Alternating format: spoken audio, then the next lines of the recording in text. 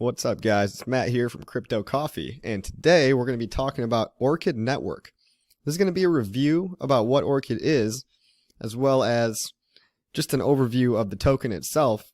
And stay tuned, because at the very end I'm going to tell you a little secret about how to get approximately $50 worth of crypto for free, and quite a few Orchid tokens absolutely for free. If you don't know what I'm talking about already, stay tuned.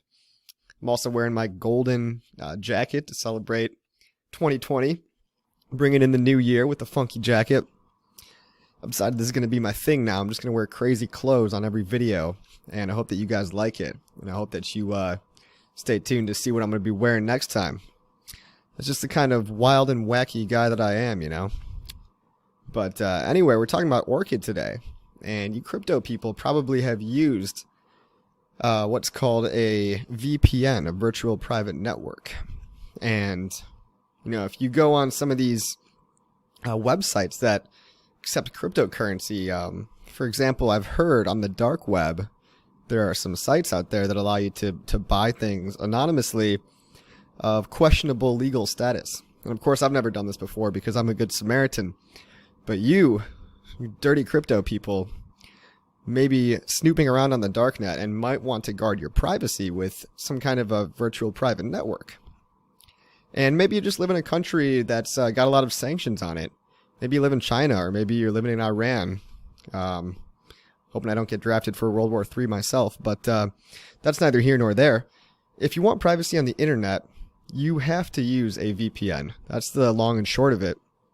And one of the main problems with VPNs these days is that at the end of the day, they're still owned by a centralized company, right? So there have been cases in history that documented where even using a VPN, people have done such terrible, heinous things that governments have actually asked the VPN providers to just go ahead and hand over the internet browsing data of a few individuals. And whether or not this is morally right or wrong, I think in order to have an ultimately free society, we need a VPN that's not controlled by a central party. Because as we've seen, that can be bypassed. And that's what Orchid Network really is.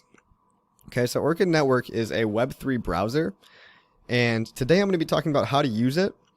I'm actually going to be demoing it for the first time myself. So you can get an authentic view of how easy it is for me to set up. And maybe you'll decide that you want to use this as well. So this is going to be my very first time. And if you stick around to the end of the video, guys, I'm going to tell you a little secret about how to get a couple of free Orchid tokens for absolutely free. So how crazy is that? And there's no gimmicks here. It's actually free. So stick around to the end for that.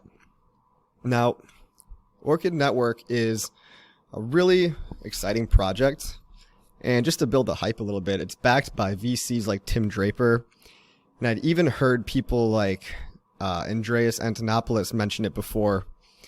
And if he ever heard me saying that, he'd probably want to punch me in the face. But I know he's historically does not like to promote any projects himself because he doesn't want to give investment advice. That's very responsible of him, but I do remember him being asked in a past video. They were like, Andreas, is there anything you're particularly excited about